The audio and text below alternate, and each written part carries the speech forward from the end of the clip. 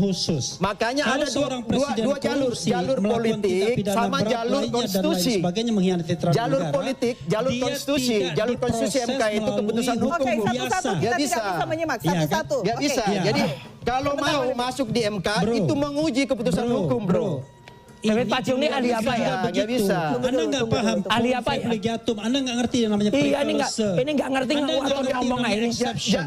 Jangan merendahkan orang. Konstitusi semua kita baca. Dia tidak diproses oleh pengadilan. Tapi yang jelas, ada yang jelas secara hukum sudah dilantik melalui proses-proses sudah selesai. Tidak ada lagi bicara itu. Dia korupsi. Dasarnya apa kalau dituduh korupsi, Bung? Ya dasarnya adalah dakwaan dari DPR. DPR yang kemudian akan membentuk tim angket melakukan inquiry secara politik dan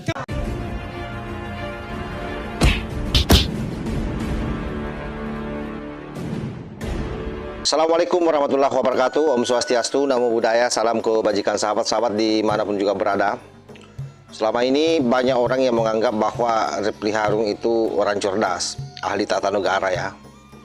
Tapi kali ini betul-betul Refli Harun memperlihatkan kedunguannya. Entah itu dia sengaja karena ada kepentingan atau bagaimana. Tapi yang paling penting adalah di sini Refli Harun pada saat berdebat dengan David Pajung terkait soal mekanisme pemaksulan Gibran Rakabuming Raka. Kelihatan dia sangat gagap menjelaskan itu semua padahal dia adalah ahli tata negara.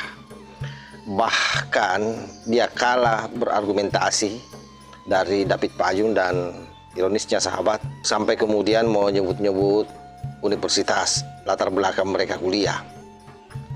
Sebuah bentuk ketidakpercayaan diri yang saya kira ini tidak ada bedanya dengan Roy Suryo. Jadi pada prinsipnya saya melihatnya bahwa Refli Harun ini sudah ketularan Roy Suryo, ngeyel dan bawa-bawa lembaga begitu dia terpojok. Nah, seperti apa perdebatannya ini kita simak secara bersama-sama. Saya orang hukum tata negara. Ya, saya juga ngerti hukum. Ya. Satu, monggo. Impeachment itu belum tidak memerlukan putusan inkrah dari institusi hukum sebelum proses di DPR. Oh salah, itu satu. Udah salah tuh. Oh, no. Monggo silakan ya. Saya terlibat dalam pembuatan yang ya kita sama-sama baca. Ya. Clear. Jadi baca dan terlibat lain. Tolong dengarkan saya ya. Oke. Nah, jadi kalau kita bicara mengenai misalnya klausul mengenai tidak lagi memenuhi syarat, maka prosesnya itu bukan proses ada putusan pengadilan yang berkekuatan hukum tetap. Prosesnya adalah proses di DPR. DPR kemudian membentuk panitia angket, melakukan inquiry, melakukan penyelidikan, lalu kemudian naik menjadi hak menyatakan pendapat, lalu kemudian naik ke MK dan lain sebagainya. Itu jadi sekali lagi keliru, salah kalau mengatakan harus ada putusan terlebih dahulu dari institusi pengadilan. Lah kalau dikatakan terlibat korupsi, putusannya dari mana? Sebentar dulu ya. Anda ingin mengatakan terlibat korupsi? Ya. Tidak ada. Tetap inquiry dari DPR. DPR yang melakukan kita nggak bisa opini mengalahkan undang-undang. Nggak bisa itu. Anda nggak ngerti yang namanya forum privilegiatum. Tahu. Ya? Jadi konstitusi di dalam, mengatur itu. Nggak bisa. Nggak bisa kalau nggak ada inkrah keputusan hukum. Saya jelaskan dulu. Anda memotong-motong saya kapan saya ngomongnya? Ya monggo silakan. Ya? Jadi supaya kita nggak dibodohi lah. Oh, Anda yang membodohi orang. Ini bodohi orang. Iya, ini yang bodohin orang ini. Enggak, kita jadi sama-sama Elvira, ya, punya dokumen. dalam hukum tata negara, setiap orang memiliki kedudukan hukum yang sama, ya, yaitu namanya equality before the law and government. Tetapi untuk jabatan presiden dan wakil presiden berlaku yang namanya forum khusus, privilege, atau forum privilegiatum. Kalau dia diduga melakukan tindak pidana korupsi, kalau dia diduga melakukan perbuatan tercela, kalau dia diduga tidak lagi memenuhi syarat, maka bukan proses pengadilan biasa yang akan mengadilinya. Yang akan mengadilinya adalah proses politik di DPR, di MK dan di MPR. Itu prosesnya. Gak mungkin proses politik, proses MK bisa mengesahkan itu kalau tidak ada inkrah keputusan hukum berdasarkan UUD 45 pasal 7. Ya, kalau ada pelanggaran, misalnya korupsi, suap, ya, perbuatan melanggar hukum, kemudian mengkhianati negara, ya. Kalau nggak ada ketukan palu, nggak ada dasar hukum. Jadi kalau misalnya Gibran katakan bersalah secara hukum, diputus keputusan politik DPR MPR, keputusan MK, ya monggo, itu bisa. Tapi kan hari ini nggak ada dasar sama sekali. Keputusan TUN sudah menolak pengajuan dari Pak Suban. Sekarang lari lagi perdata. 125 triliun dicabut oleh dia lagi, nggak jadi nuntut 100. Alhamdulillah dicabut ya Bang ya. Nah, Saya ini bilang itu lebih banyak daripada APBD DKI. Kamu rasanya lagi nyari cuan ya, nyari cuan. Dia tidak mengerti konsep ngerti. negara. Iya. Oh, kita sama-sama mengerti, Bu. Ya lain lah. Makanya nggak Pakar ada hukum tata negara dengan saya proses sudah dengan bilang. pakar ngaco ini. Proses Untuk MK nggak bisa presiden dan mengesahkan wakil ketika nggak ada presiden keputusan hukum yang berlaku inkrah. forum khusus. Makanya Kalau ada seorang dua presiden jalur, korupsi, jalur melakukan politik tindak pidana sama berat jalur lainnya dan lain konstitusi. sebagainya mengkhianati terhadap Jalur negara, politik, jalur dia konstitusi, tidak jalur konstitusi diproses MK itu melalui keputusan hukum. Oke, Bu. satu-satu Nggak kita tidak bisa. bisa menyimak. Iya, kan? Satu-satu. Nggak bisa. Oke. Jadi kalau mau masuk di MK itu menguji keputusan hukum, bro. David Pacung ini ahli apa ya? Nggak bisa. Anda nggak paham Ahli apa ya? privilegiatum. Anda nggak ngerti yang namanya Iya, privilege. ini nggak ngerti Anda waktu nggak dia ngerti ngomong namanya ini. exception. Jangan Jadi kalau merendahkan misalnya orang. seorang presiden melakukan Konstitusi pelanggaran hukum semua berat, kita baca. dia tidak Nggak diproses bisa. oleh pengadilan Tapi yang biasa. jelas, ada inkrah yang jelas secara hukum sudah dilantik Nggak ada ya, dasar hukum. melalui proses-proses sudah selesai. Nggak. Tidak ada lagi bicara itu. Dia korupsi. Bisa Dasarnya dilakukan apa kalau dan dituduh korupsi, Bung? Ya dasarnya Karena adalah memang yang sudah dilantik yang dakwaan bisa dari dikabulkan. DPR. Nggak DPR yang bisa. kemudian akan Harus membentuk ada tim keputusan angket hukum melakukan yang inquiry secara memperkuat politik. itu. Dan kalau kemudian angket Itu itu namanya menemukan fitnah. fakta bahwa dia Nggak ada korupsi, dasar itu. maka itu akan Sebagaimana diangkat Roy dan Suryo dimajukan ke memfitnah. Mahkamah Konstitusi.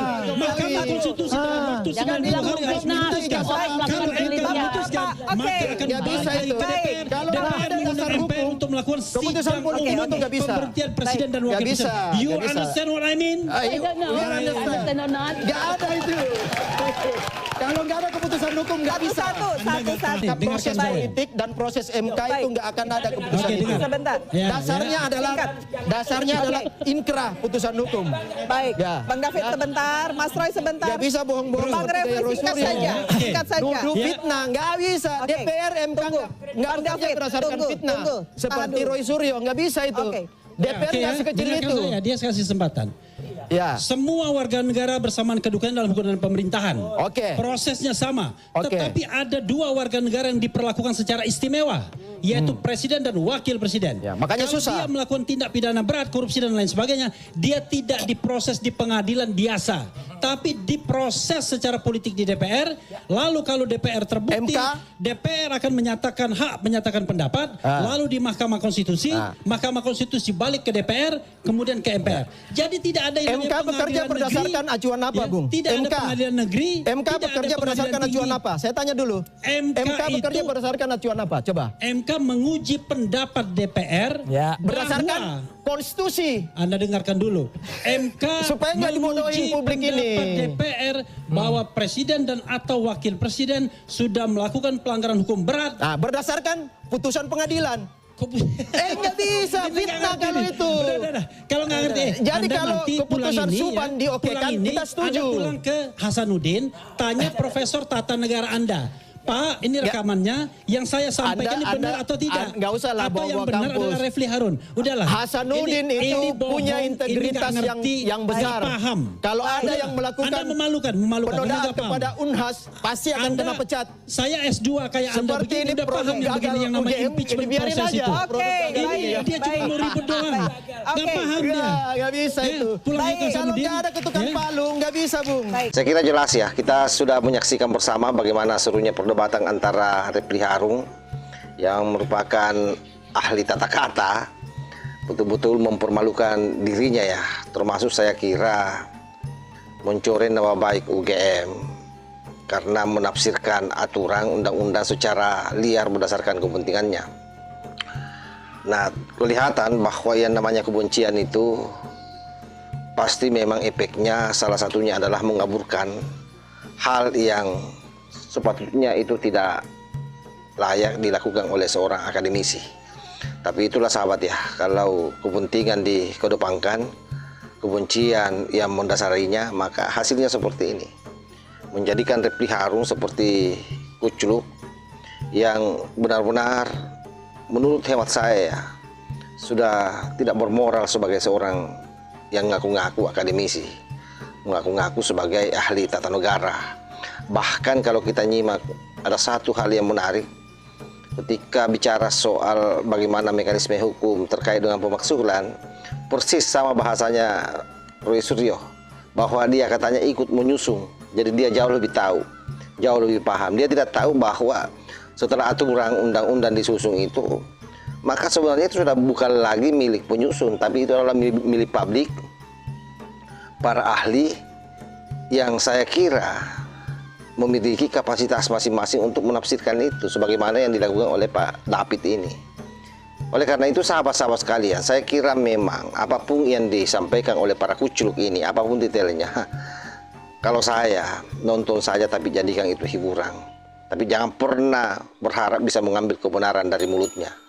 Saya kira demikian. Wallahul muwaffiq ila aqwamit thariq. Wassalamualaikum warahmatullahi wabarakatuh.